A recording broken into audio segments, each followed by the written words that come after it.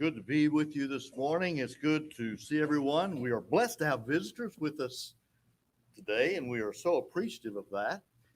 If you did not get a information packet over there, please pick that up before you leave. If someone doesn't hand you one, please pick that up. And if you are uh, visiting with us, we'd appreciate very much if you would leave a record with us of your attendance. Fill out a visitor's card for us so that we can not only know who you are, but contact you. And certainly we'd love to keep in touch. Appreciate very much everyone being here. And if you have any questions about anything that you hear, see, taught, or practiced, well, we would love to sit down with you with an open Bible and an open heart and examine what the scriptures say. I want to invite you to turn with me in your Bible this morning to 2 Peter chapter 3.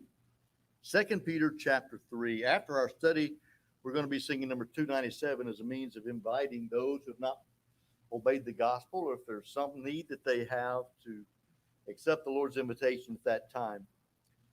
But this morning, we're going to be looking at the flood.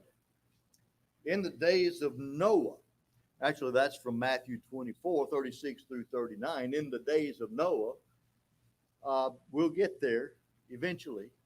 But we're going to start in 2 Peter chapter 3 this morning. Also, Genesis chapter 6 through 9. We'll be turning there quite a bit as well. The flood. What about the flood? 2 Peter chapter 3 and verse 3 says this.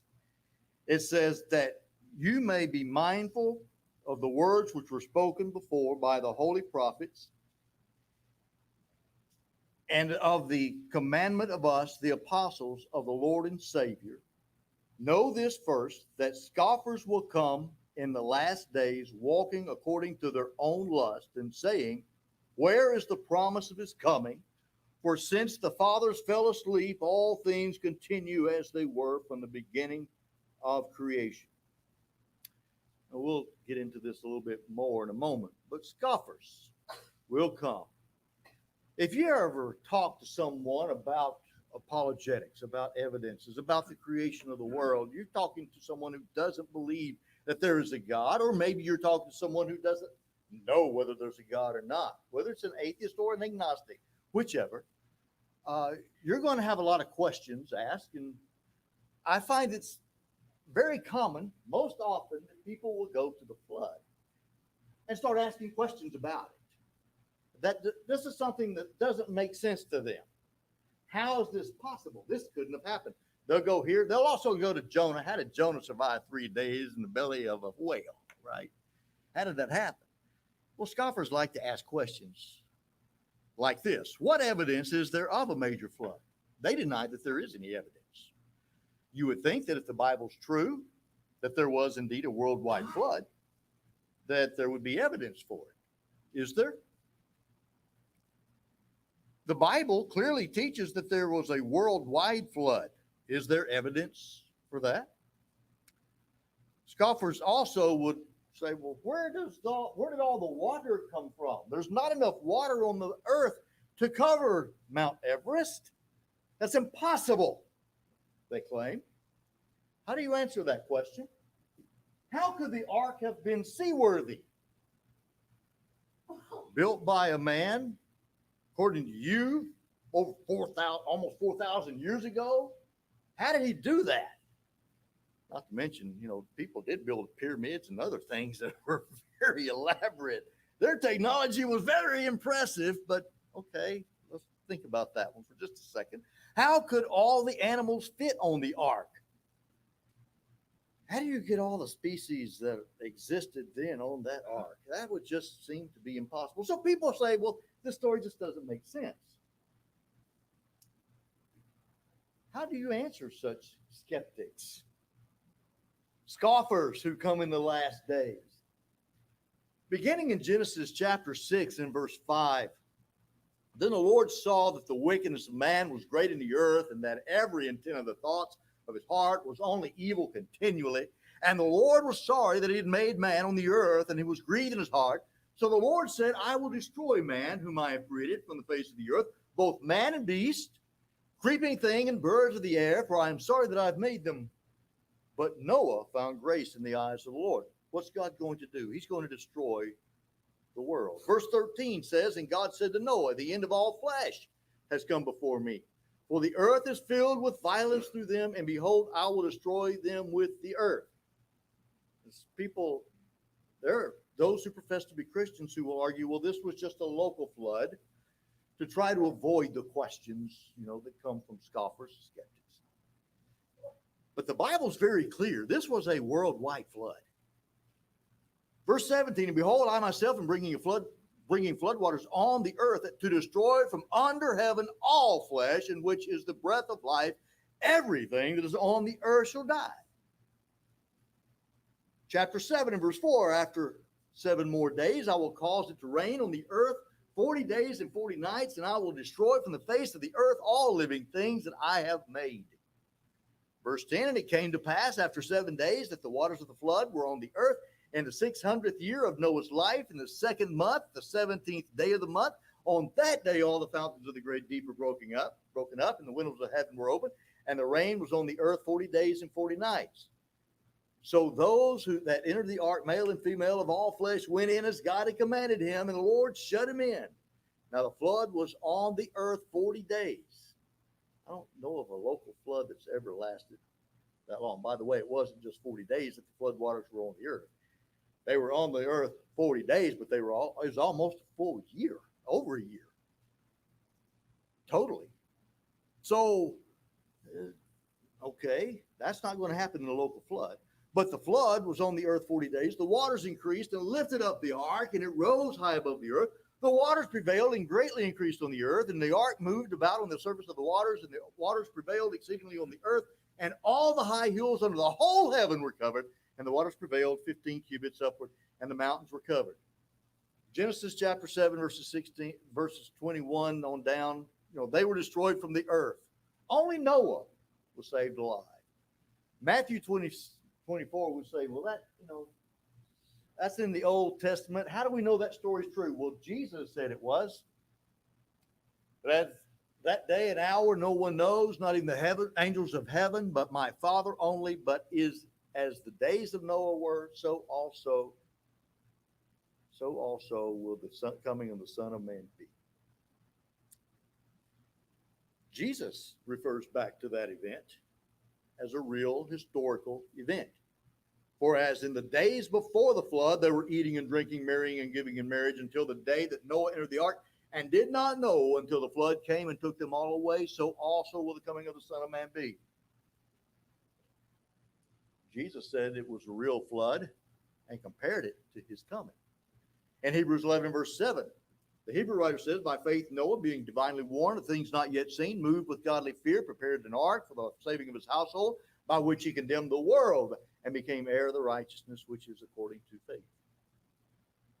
In 1 Peter chapter 3 and verse 19, beginning, by whom also he went and preached to the spirits in prison, talking about Jesus by the Spirit, who formerly were disobedient, when once the divine long-suffering waited in the days of Noah while the ark was being prepared, in which a few, that is 8 souls, were saved through water. In 2 Peter 2 and verse 5, did not spare the ancient world, but saved Noah, one of 8 people, a preacher of righteousness, bringing the flood on the world of the ungodly. In 2 Peter chapter 3 and verses 5 through 7, for this they willfully forget that by the word of God the heavens were of old, the earth standing out of the water and in the water, by which the world that then existed perished, being flooded with water. But the heavens and the earth, which are now preserved by the same word, are reserved for fire until the day of judgment and perdition of ungodly men. The Bible's very clear. This was a worldwide flood. It was indeed a historical event. The Old Testament mentions it several times. Of course, Genesis 6 through 9, not to mention other passages in the Psalms, and not to mention, of course, Jesus in the New Testament and Peter. But the Bible says it was a worldwide event. Well, what does science say about that? I don't care whether you go to central United States of America or even the northeast part of the United States. and examine the fossils, examine the sedimentary layers that exist, comparing those even with Northern Europe, they actually match up. Now, that's another lesson altogether. But the global sediment layers and fossils, marine life on top of mountains. Did you know Mount Everest has marine fossils? How did they get there? Hmm. I'm not saying that the flood reached above where Mount Everest is now. I don't believe Mount Everest was where it is now back then, not even close. There's an explanation for that. But how do you get marine life in the middle of the United States, buried in with dinosaur bones? And you can look at the Grand Canyon and you can see all of those layers. How did those layers get like that? How did that happen? You see no erosion in between the sedimentary layers. They're like one layer laid on top of another. Actually, the flood is the best explanation for that. A worldwide flood. And how the flood actually came about even better explains those sedimentary layers. And just follow me as we think about this for a second. In the central part of the United States, you have what is called the Dinosaur Peninsula. Okay, it reaches all the way down into Arizona and New Mexico, and of course Colorado and uh, Utah, all the way up into the Dakotas. And how did all these dinosaurs get buried where they are? I mean, you've got 144 massive bone beds of dinosaurs and other things, which include crocodiles, turtles, lizards, frogs, clams, and other marine life, all in the central part of the United States, buried with dinosaurs. If the evolutionist theory were right, these dinosaurs, of course, they lived millions of years ago, and they just died out, uh, slowly, or they really actually deny a mass extinction event. They died out slowly, and they just were buried. Maybe a localized flood or something. That's a pretty big area for a localized flood. Um, in order for a fossil to be created, to be made, there has to be some type of catastrophic event. It has to be buried quickly with sedimentary materials. Water has to be involved in that process. The bones of the dead creature is covered quickly, sealed in, this disallowing oxygen to enter in for further decay to happen. And so it seals it in that place.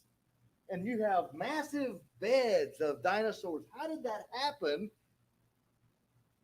By the evolutionary model. It didn't. The last couple of evening lessons that I presented a couple of weeks ago, and then I guess 3 weeks ago, right? Um, you've got some lessons there on evidences. How did life begin? Uh, the last lesson before that, we talked about how the world began, creation. Uh, but this is an important question that evolution cannot answer. Just another one. How did the formation of fossil fuels occur? Again, the flood is the best explanation for that. The evolutionary model, you've got dead creatures who die on land and they're buried under over millions of years, buried in the soil, just keeps compacting on top of dead animals and just keeps compacting. And eventually it pushes it down and makes coal or makes oil in the watery areas, it turns into oil. Millions of years is what is required, they say. In fact, here's a little cartoon diagram.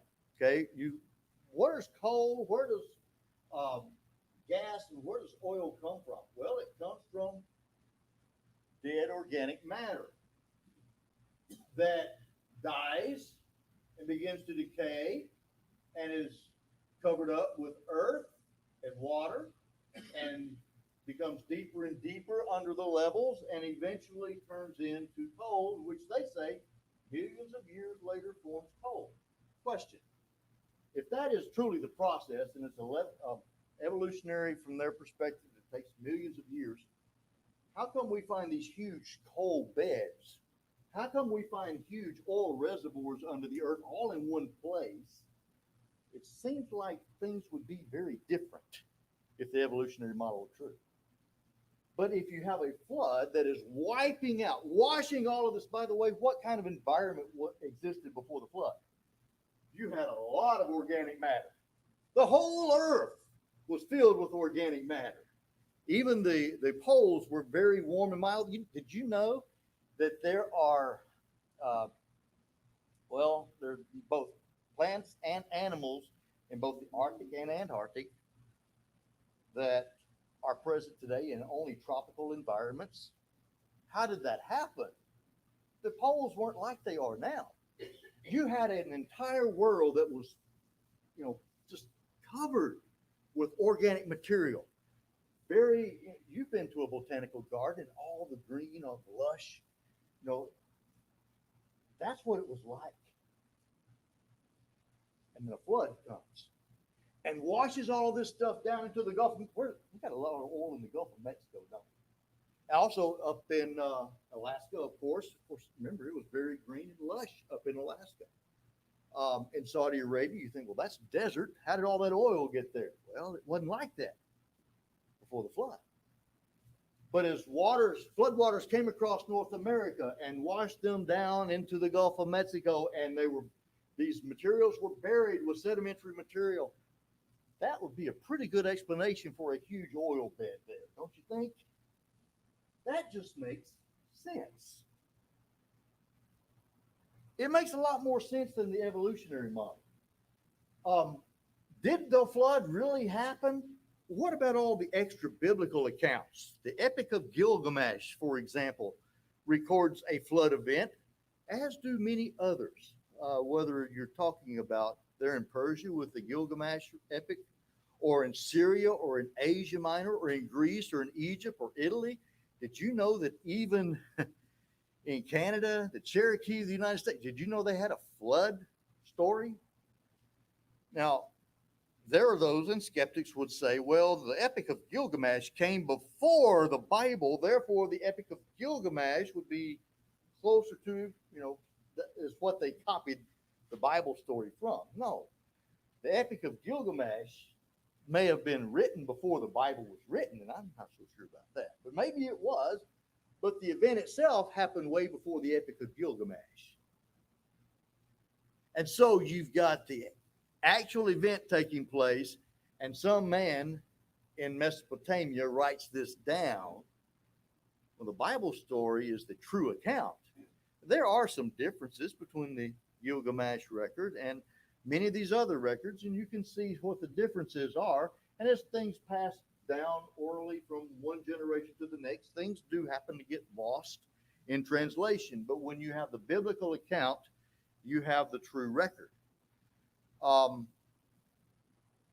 all these accounts and many historical accounts from other nations, that includes the idolatrous and pagan accounts of God, uh, they are distorted, they are corrupted, but there is an original source. That would actually prove an original flood. That would prove the flood. Why did you have so many stories about this? Well, where did all the water come from? Where did all the water come from for the flood? Notice in Genesis 7 verse 11, it says the fountains of the great deep were broken up and the windows of heaven were open. As I was growing up as a kid, and I heard stories about the flood, and we would sing songs, vacation Bible school about the flood. I had this idea, it started raining. It rained and it rained and it rained. And finally the waters began to rise, and Noah being shut in the ark, and it just began to gradually be lifted up. And he just took a little leisurely journey around the earth, for a few years or for a few days, months, and years. I didn't really picture it that long, but that's what it is, about a year before he came off the ark. So he's just taking a little leisurely cruise. That's not the way it was. The flood actually began, the fountains of the great deep were broken. What does that mean? And the windows of heaven were opened up. Which came first? The fountains of the great deep came first. And then the heavens were opened. Okay? Water makes up about 71% of the earth's surface. 71% about. Now, there's a lot of water on the earth. The depth of water, but if you were to take all of that into account, there's still not quite enough water to cover Mount Everest as it is, as everything exists. The polar caps and everything, you melt everything down, still not quite enough. But again, Mount Everest wasn't where Mount Everest is today. Here is an explanation offered by several creation scientists. Answers in Genesis has some incredible videos and information on this. So do origins.com, and you can find all this stuff online. But okay, what happens? The fountains of the great deep were opened up. What is that talking about? That's talking about the fissures in the earth open up, crust opening up, causing mass amounts of steam, volcanoes, earthquakes. You've got, in fact, let me advance it to show you a picture here. Think about this. You've got all these plates around the world. All these are plate lines, and you can see where they are, where they exist in the ocean. This is the way it is. Look at all the earthquakes. This is where the earthquakes happen in the world, along one of these plate boundaries, most likely. There are a few in other places, but mostly around these plate boundaries. These plate boundaries are cracks in the earth. And when you go back and you think about what is said about the fountains of the great deep being opened up, I mean, it kind of makes sense that we're talking about cracks in the earth's crust and thus molten lava coming up, right? Magma coming up and causing great steam. This just makes sense to me. The steam enters into the atmosphere. What happens when all this steam gets into the atmosphere? It comes back down as rain. And so you've got all of these cracks. The earth crust is breaking up. God is bringing judgment on the world. And he uses the oceans to accomplish that. The ocean floor rises, and plate tectonics, plate subduction, continental movement. You know, the evolutionists believe in a continental drift scenario. By the way, continents are moving today. They're moving about as fast as your fingernail grows. But that's not what happened. There was a lot of movement. I don't know how much, but there was movement and a lot of it. And it caused a great deal of water to be spewed into the atmosphere. But not only that, what happens when an earthquake takes place in the ocean? Tsunamis. Tsunamis occur. So you've got floods being created by earthquakes in the ocean. What if you had all of this going on worldwide and the earth crust is breaking up and tsunami after tsunami after tsunami after tsunami, and you go look at the Grand Canyon and you see all of these layers of sedimentary material stacked on top of each other, and you can picture tsunami after tsunami after tsunami coming all the way across the continent. Huge tsunamis. We know how powerful water is. We know how powerful a tsunami is. We've seen those on TV, haven't we? We know what kind of destruction they can cause. What if you thought of a tsunami 10 times that? And just, it's kind of hard for us to picture. But I tell you, my friend, that explains the sedimentary layers. Did you know that we have 1,500 feet, 1,500 feet of sedimentary layer in sections of the United States of America? 1,500 feet deep of sedimentary materials. Where did that come from? It didn't come from a naturalistic 1 million or 5 million or 4.5 billion year old evolutionary process. It came from a catastrophic event. And it was a huge catastrophic event. And that catastrophic event was the flood. If you think about all the things, and these things, scientists have looked into this, and this is truly possible. How many of you have seen the movie 2012? I don't know how many of you saw it, but I can't even remember who the actors were in it, but it was an interesting movie to me because it really has this very theory behind the movie. This is what happens in the movie. Scientists know this can happen. I believe it has happened. And it happened by God's direction and God's ordinance. So the fountains of the great deep were broken up, and the windows of the heavens were opened. The earth was covered with water. And by the way, something else, when you see in this photo here on the west coast of the United States, okay, you have the continental plate going over the Pacific plate.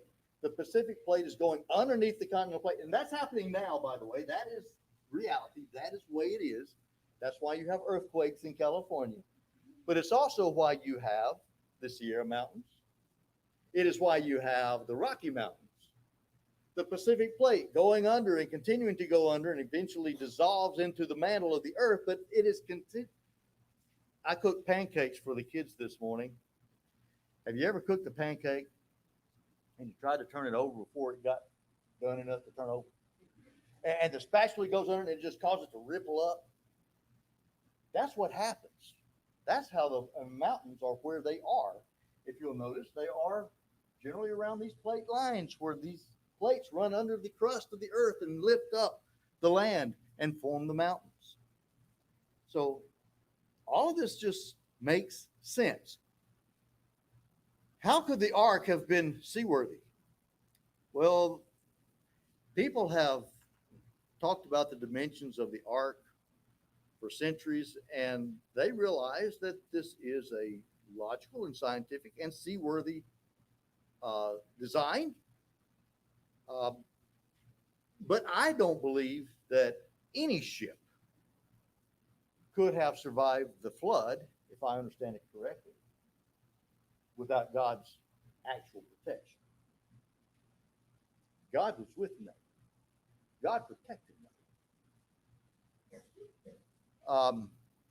How do you get all these animals on the ark? How do you get all the animals? And what about the dinosaurs? 2 of every sort into the ark.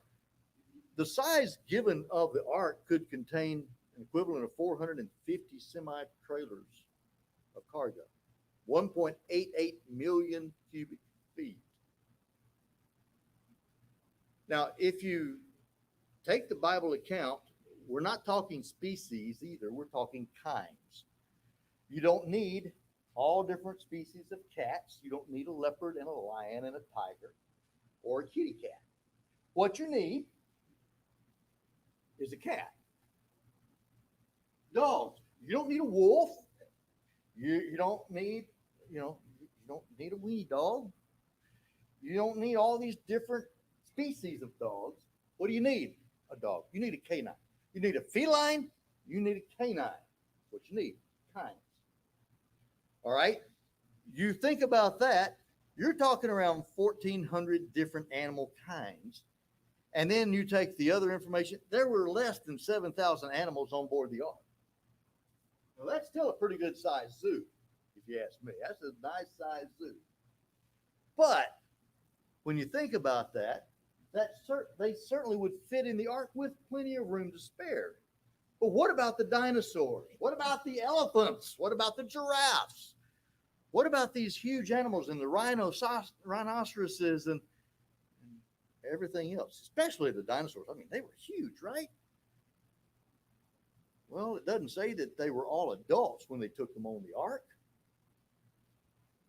Why not take babies? They're going to live longer and reproduce more. That would make sense to me. But it would take little space, also create little waste. What we're seeing, the flood, is a major catastrophic event. All the critics, all the skeptics, they can be answered. This is a possibility. It is a real possibility from a scientific perspective.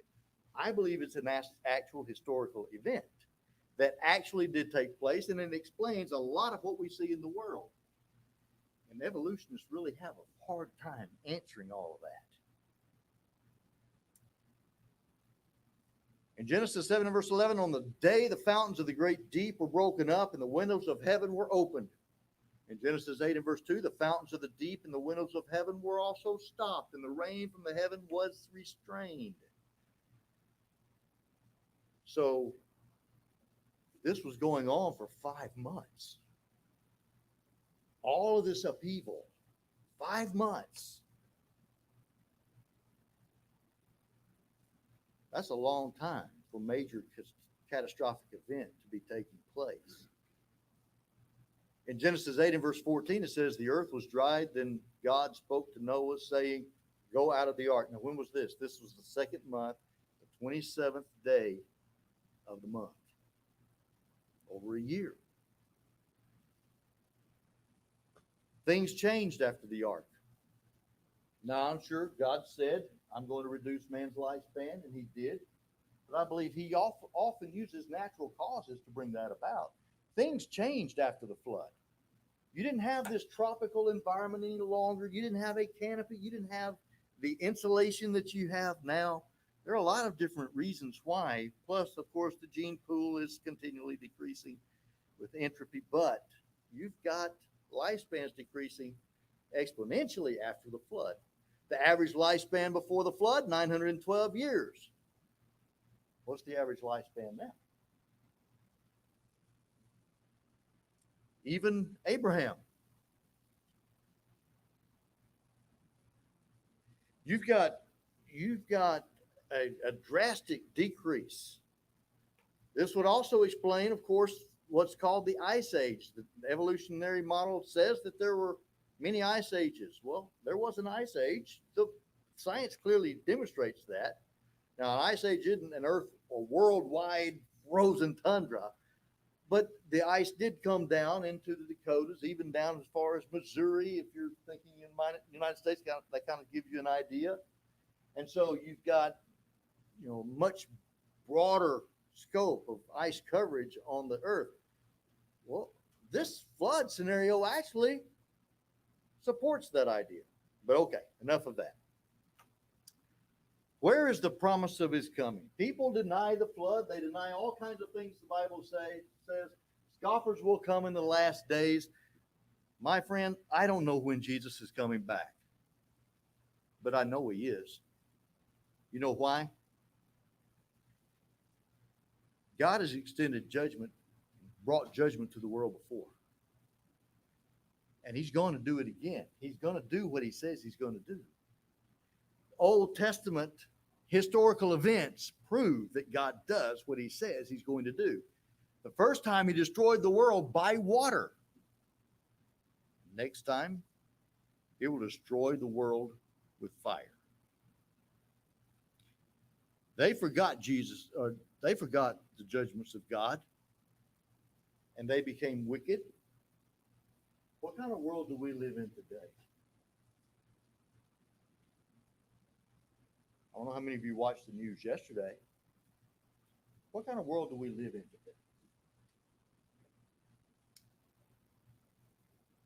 God fulfilled his promise, and he will fulfill it again. Another interesting and important point, people say, well, all continues just as it was from the beginning. Well, God destroyed the world. It was a universal judgment with water. He says he's going to judge it again, universal judgment with fire.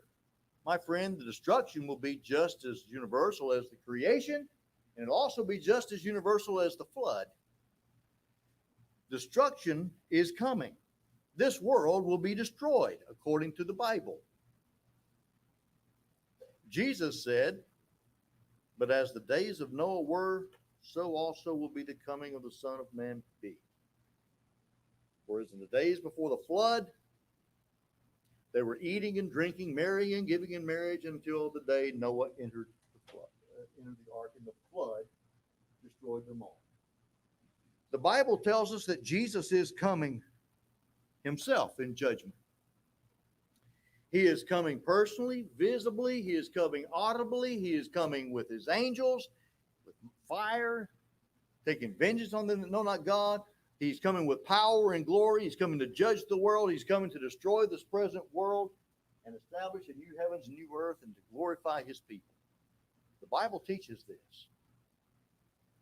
Are you ready?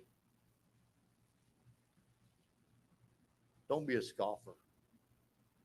Don't reject what the Bible says about God's judgment and ignore the warnings of the future judgment of all mankind, because it is going to happen. Are you ready? I want to close with 1 Peter chapter 3, verse 20. For formerly were disobedient, when once the divine long-suffering waited in the days of Noah. God was long-suffering. Noah was a preacher of righteousness. How many people listened to him? Just his family.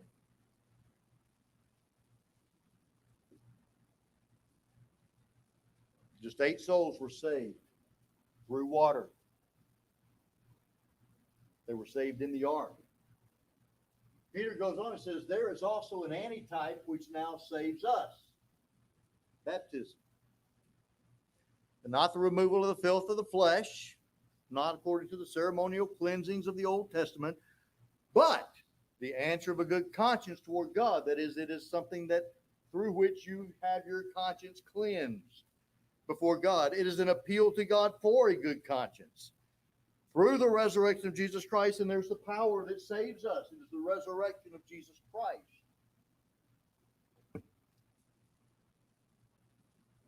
My friend, are you saved? Are you right with God? Are you prepared to meet him? Jesus is coming in judgment. God will do what he says. Maybe you're here this morning, you've never rendered obedience to the gospel of Jesus Christ. Don't leave this morning without submitting your will to Jesus, obeying